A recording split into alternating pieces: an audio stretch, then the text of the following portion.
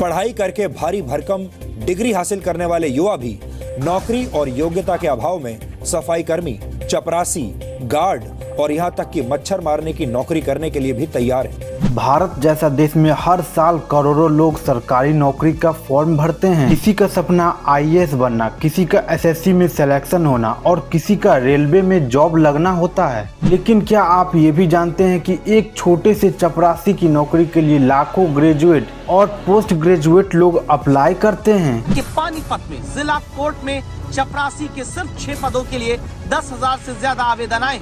और यहाँ तक कि अगर जॉब लगता भी है तो बिहार के लड़का को तमिलनाडु और पंजाब के लड़का को केरल जैसे कोने में भेज दिया जाता है। यानी कि नॉर्थ साइड के लोगों को साउथ साइड और साउथ साइड के लोगों को नॉर्थ साइड में ट्रांसफर कर दिया जाता है और न अपने माँ बाप और न अपने बच्चे का ख्याल रख पाता है। क्या यही है स्टेबल कैरियर का मतलब?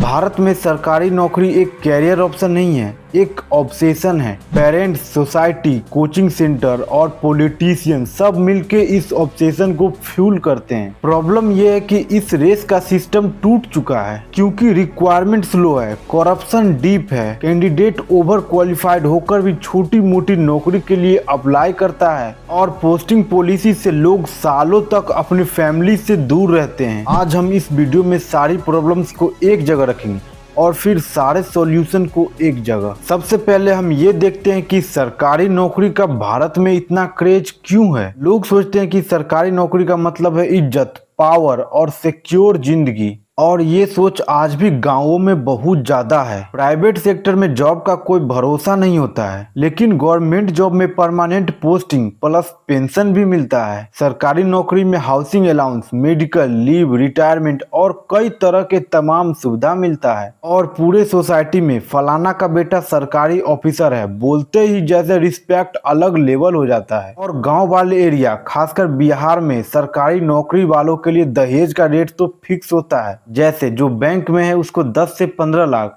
जो दारोगा है उसको 30 से 35 लाख रुपया, जो पुलिस है उसको 10-12 लाख रुपया, और इसी तरह से सबका रेट फिक्स होता है। इसलिए सरकारी नौकरी के पीछे सब पड़ा हुआ है, चाहे भारत का कोई भी स्टेट ही क्यों ना हो। हाल ही में राजस्थान में चपरासी के 53,000 वैकेंसी के लिए 24 लाख लोगों ने अप्लाई किया है, जिसमें पीएचडी लोग भी शामिल है। अब सरकारी नौकरी के प्रॉब्लम्स को समझिए। एग्जाम फॉर्म निकलता है लेकिन रिक्वायरमेंट कंप्लीट होने में कम से कम 2 से 4 साल लग जाता है। जैसे कि एसएससी सीजीएल 2018 का रिजल्ट 2021 में आया। रेलवे ग्रुप डी का रिक्वायरमेंट 2019 में आया था, लेकिन उसका सिलेक्शन 2023 में हुआ सबको। और इसी डिले में कई कैंडिडेट ओवर एज हो जाता है और वो अपने लाइफ में कहीं का नहीं रहता है। पर के ललाट पूरा चानी उड़ गया है। मतलब जब तैयारी कर रहे थे तो इतना बाल था, इतना झंखार बाल था। आज देखिए इसी तरह हर साल क्वेश्चन लीक, एग्जाम कैंसिल और पैसों के बदले नौकरी, ये तमाम चीज सब होते रहता है। सरकारी विभाग में लाखों वैकेंसीज खाली होते लेकिन गवर्नमेंट द्वारा वैकेंसी ही नहीं निकाला जाता है। और अगर बाय द वे वैकेंसी निकलता भी है तो परमानेंट जॉब के बजाय कॉन्ट्रैक्ट बेसिस पर जॉब होता है। एक सीट के लिए 1000 से ज्यादा लोग अप्लाई करते हैं और वो भी छोटी मोटी नौकरी के लिए। इसका मतलब ये है कि एजुकेटेड यूथ के पास कोई ऑप्शन ही नहीं है। नॉर्थ इंडिया के कैंडिडेट को साउथ इंडिया भेजना और ईस्ट वाले को वेस्ट भेजना, तैयारी करने में कोचिंग सेंटर में लाखों रुपया खर्च होना, सरकार द्वारा अनएम्प्लॉयमेंट इश्यूज को इग्नोर करके रिलीजन, कास्ट, हिंदू मुसलमान सब चीजों पर ध्यान भटकाना, और स्टूडेंट सालों तक प्रिपरेशन करते हैं जिससे वो डिप्रेशन, एंग्जाइटी और कई तरह के चीजों को वो झेलते हैं।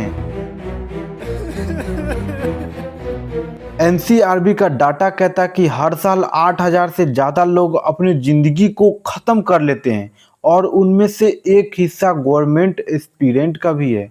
और आज का समाज लोगों को प्राइवेट नौकरी करने पर ताना देता है कि सरकारी नौकरी नहीं मिला क्या, और शादी के लिए भी लड़की वाले सिर्फ सरकारी नौकरी वाले को ही प्रायोरिटी देते हैं। किस तरह के जॉब वाले लड़के पसंद आएंगे? सरकारी, प्राइवेट, बिजनेस? ऐसा कुछ सोचा नहीं है। एक बताइए। सरकारी सरकारी मिल गई। और लोग यही सोच सोच कर अपना पूरा जिंदगी इस सरकारी नौकरी के रैट रेस में लगा देता है। दोस्तों, अगर आप सरकारी नौकरी के इस रेस में हो या फिर ऑलरेडी कोई सरकारी पोस्ट पे कुर्सी संभाल रहे हो तो एक बात याद रखना कि सक्सेस सिर्फ एग्जाम क्लियर करने से नहीं होता है, बल्कि अपने कैरियर को स्मार्टली हैंडल करने से होता है। अब सारे सॉल्यूशन को समझिए। अपना पूरा एनर्जी सिर्फ एक एग्जाम में मत लगाओ, बल्कि एक प्रॉपर एग्जाम कैलेंडर बनाओ जिसमें एसएससी, बैंकिंग, रेलवे और मल्टीपल एग्जाम का ऑप्शन हो, और इससे आपके सिलेक्शन होने का चांस बढ़ जाता है। Skill diversification. आज के टाइम में सिर्फ एकेडमिक नॉलेज काफ़ी नहीं है। बेसिक कंप्यूटर स्किल्स जैसे MS Office, MS Excel, MS Word, Tally, data entry, ये सब सीखना चाहिए। और ये बहुत तरह के तमाम कोर्स आज के डेट में फ्री में ऑनलाइन भी अवेलेबल है। अगर आप कहीं पे छोटी मोटी नौकरी भी कर रहे हो तो सैलरी का एक हिस्सा सेविंग करो और अपने में कोई एक स्किल सीखो जिससे कि आपको साइड इनकम भी हो या फिर फ्यूचर में आप किसी पे डिपेंडेंट ना हो। देखो, गवर्नमेंट जॉब लेना कोई बुरी बात नहीं है, लेकिन एक कुर्सी के लिए अपना पूरा जिंदगी खत्म कर देना बुरी बात है। सरकार को अपना काम टाइम पर करना होगा और यूथ को भी अपना ध्यान स्किल्स की ओर देना होगा। जब तक हम और आप मिलकर आवाज नहीं उठाएंगे तब तक paper leak, mafia, requirement delay और पोस्टिंग पॉलिसी में अत्याचार होते रहेगा। आप अपना सपना सिर्फ एक एग्जाम में सीमित मत रखो। स्किल्स, कैरियर और लाइफ के लिए मल्टीपल डोर्स खोल के रखो, क्योंकि एक हेल्दी सिस्टम सिर्फ जॉब नहीं देता, रिस्पेक्ट भी देता है।